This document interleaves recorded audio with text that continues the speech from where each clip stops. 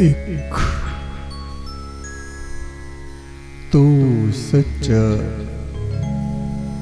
तेरा नाम सच्चा। हे आदि पुरुष पार ब्रह्म परमेश्वर, तू सच्चा है, तेरा नाम सच्चा है। तेरे नाम को जपने वाले जपते जपते तुझ तलक पहुंच जाते हैं। वे तेरी निकटता, तेरी मैत्री को प्राप्त कर लेते हैं।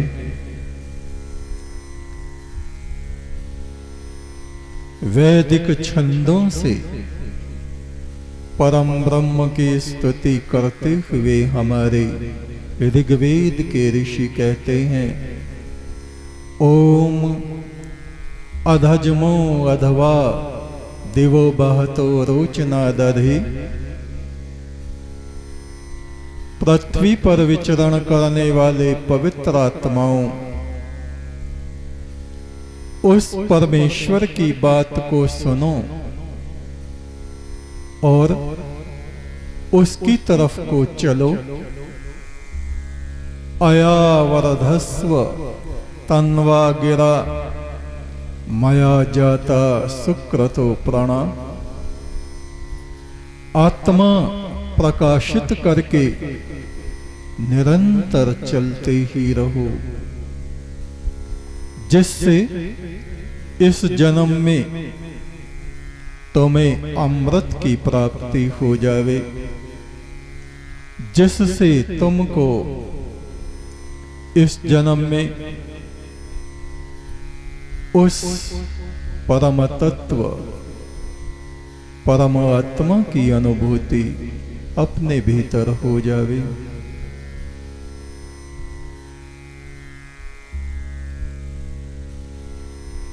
ब्रह्मपुत्र नदी के तट पर पर्वत श्रृंखलाओं में कुछ गुफाएं थीं, जिन गुफाओं में महादेव शिव का तपोवन था। वे अपने गणों के संग उन गुफाओं में निवास करते थे। नंदी उनके शिष्यों में प्रमुख थे। वे सभी गणों का ध्यान रखते, उनके सुख दुख का ध्यान रखते। उनको कोई कष्ट तो नहीं है, इन सब बातों का ध्यान नंदी रखते।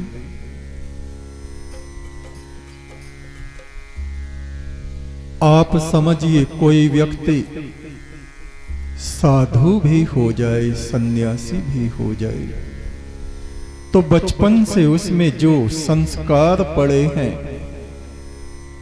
बचपन से उसमें जो आदतें पड़ी हैं, वे आदतें केवल कपड़ों को बदल लेने से बदल नहीं जाती।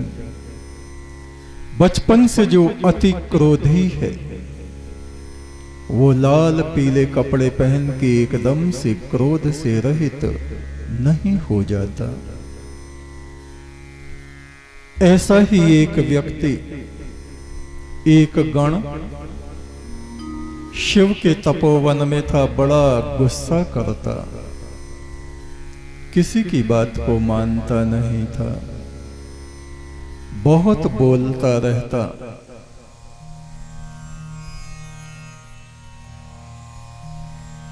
एक दिन वो कुल्हाड़े से लकड़ियों को फाड़ रहा था।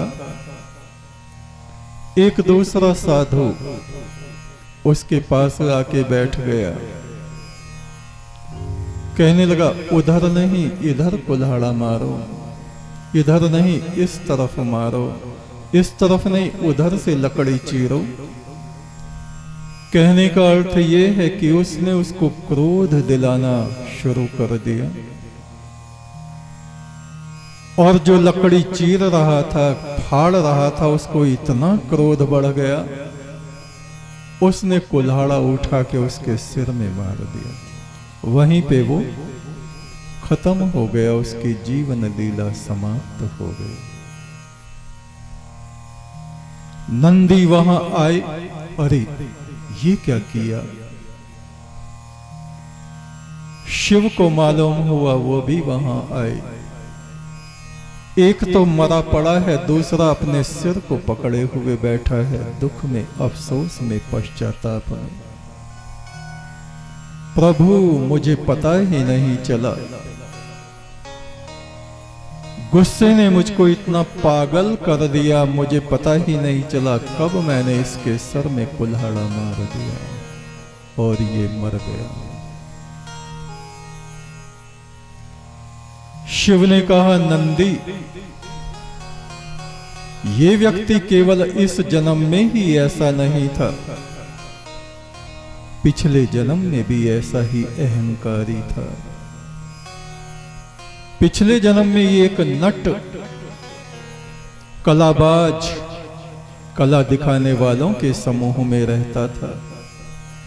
बड़ा अहंकारी था, किसी की बात सुनता नहीं था, मानता नहीं था। इसके जिस आचार्य ने इसको विद्या सिखाई थी, उसकी बात भी नहीं सुनता था। एक दिन किसी ग्राम में ये कलाबाज कौतुक दिखा रहे थे और इसने उस दिन मदिरा पी ली, नशे में हो गया, अंट संट बकता रहा। उसके आचार्य ने कहा, तू नशे में है, आज तो कोई कला मत दिखाना। बोले, क्यों ना दिखाऊं, मैं अवश्य कला दिखाऊंगा। उसने घोषणा की, मैं 5 अद्भुत ऐसे कौतुक दिखाऊंगा जो आपने देखे नहीं होंगे। लकड़ी को उसने दांतों से पकड़ा और ऊपर उठा के सिर के पीछे फेंक दिया। उसने बहुत भारी बैलगाड़ी को दांतों से पकड़ के खींचा। अंतिम 5वां कौतुक वो दिखाने जा रहा था। 3 तलवारों को उसने आपस में बांधा, एक बांस के ऊपर उन तलवारों को उसने रखा और वो उनको उछाल के अपने शरीर के ऊपर इधर और एक पैरों के बीच में वो लेने वाला था। नशा उसने किया हुआ था। उसके आचार्य ने मना किया, माणक मान जा, ये खतरनाक है, तेरा हाथ कांप रहा है, निशाना ठीक नहीं बैठेगा। मान के नहीं दिया, बोले हट जाओ। और उसने उन तलवारों को उछाला और वे घूम गई। एक तलवार उसके सीने में आके घुस गई और वहीं पर वो मर गया। शिव ने कहा, इसने उस जन्म में भी अपने आचार्य की भी बात नहीं मानी थी। ये शुरू से ही ऐसा है।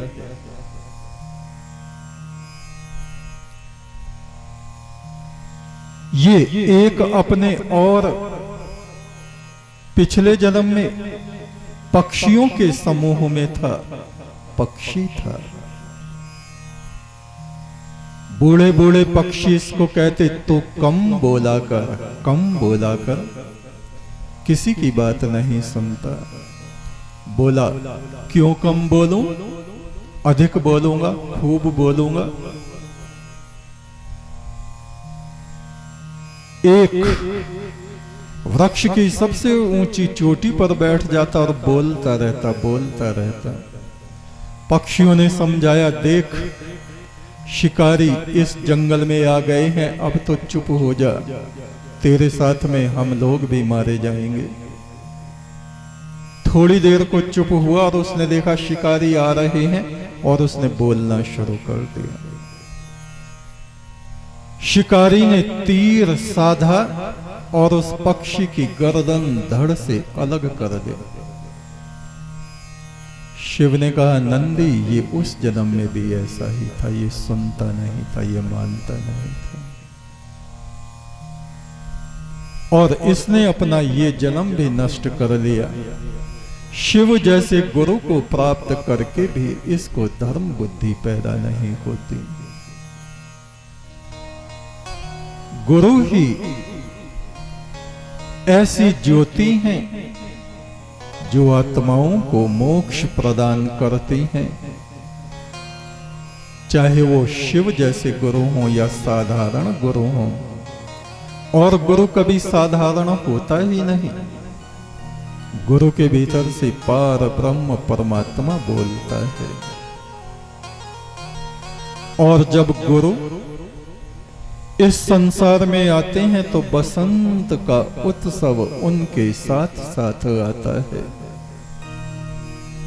ऐसी ज्योति आत्माओं में प्रकट होती है जैसे चांद निकल गया हो, शीतलता, शांति।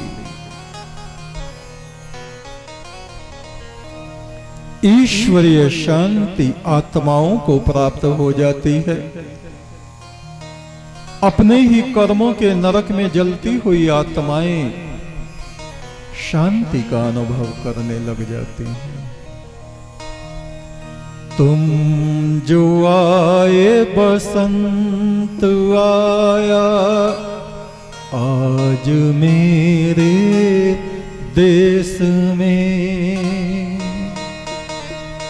हे मेरे सच्चे सतगुरु, गुरु ब्रह्मा है, गुरु विष्णु है, गुरु महादेव महेश्वर है, गुरु साक्षात परम ब्रह्म की ज्योति है। तुम जो आए बसंत आया आज मेरे देश में।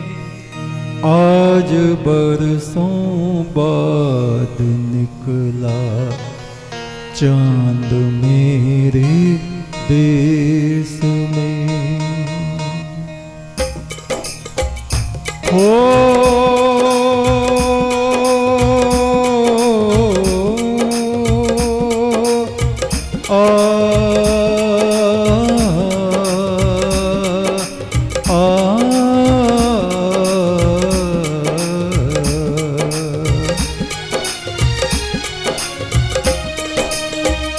तुम जो आए बसंत आया आज मेरे देश में।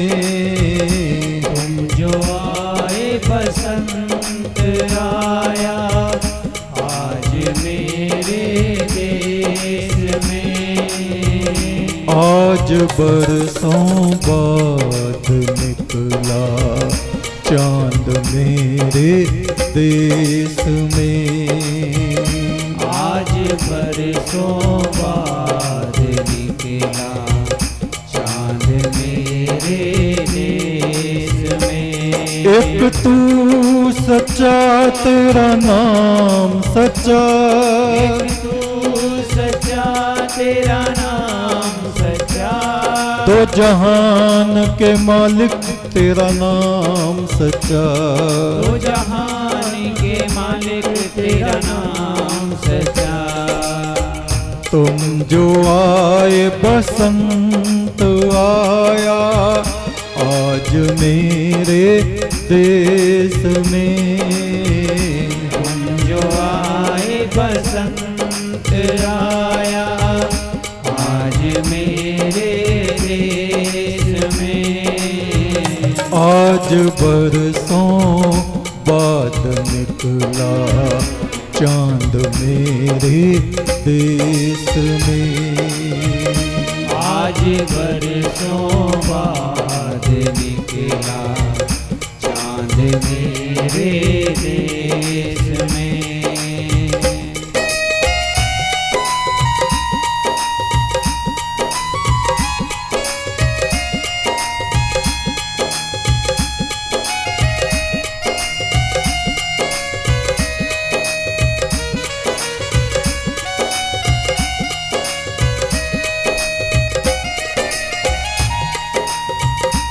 हे परम ब्रह्म,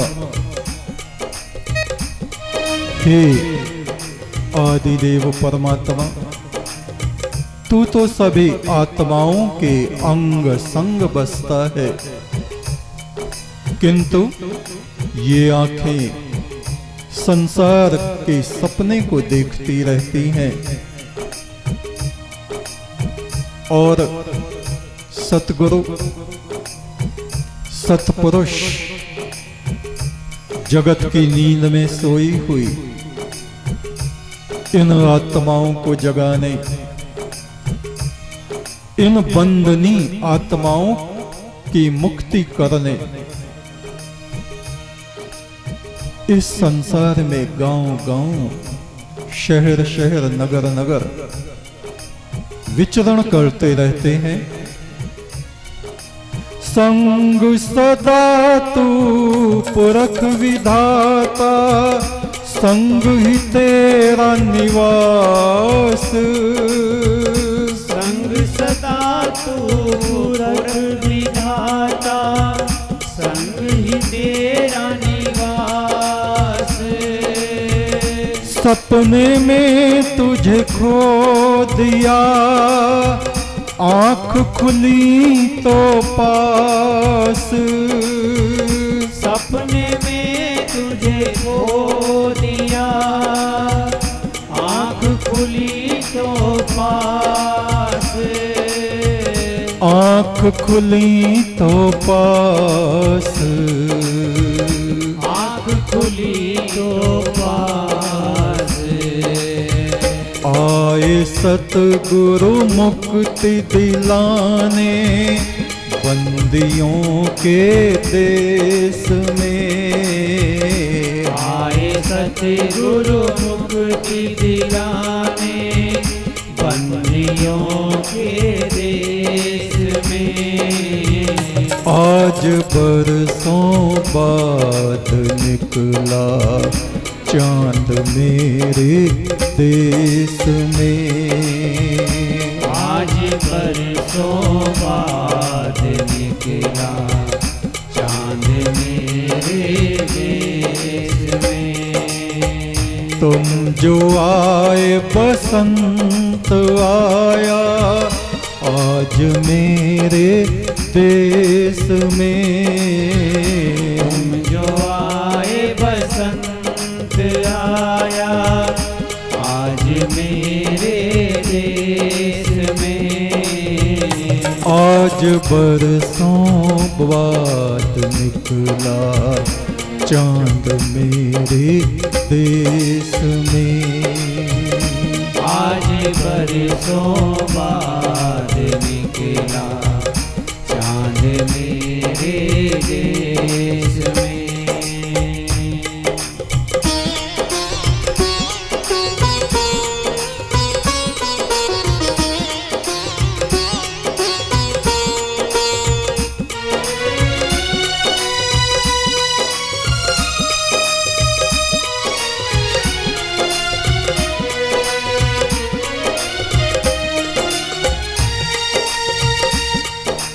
बुरा न कहिए बुरा न सुनिए, करिए मत बुराई। बुरा न कहिए बुरा न सुनिए, करिए मत बुराई। सब में वो आप बसा जिसकी सकल खुदाई। सब में वो आप बसा जिसकी सकल खुदाई। जिसकी सकल खुदाई। एक तो सच्चा तेरा नाम सच्चा, परमेश्वर सच्चे बादशाह। एक तू सच्चा तेरा नाम सच्चा, परमेश्वर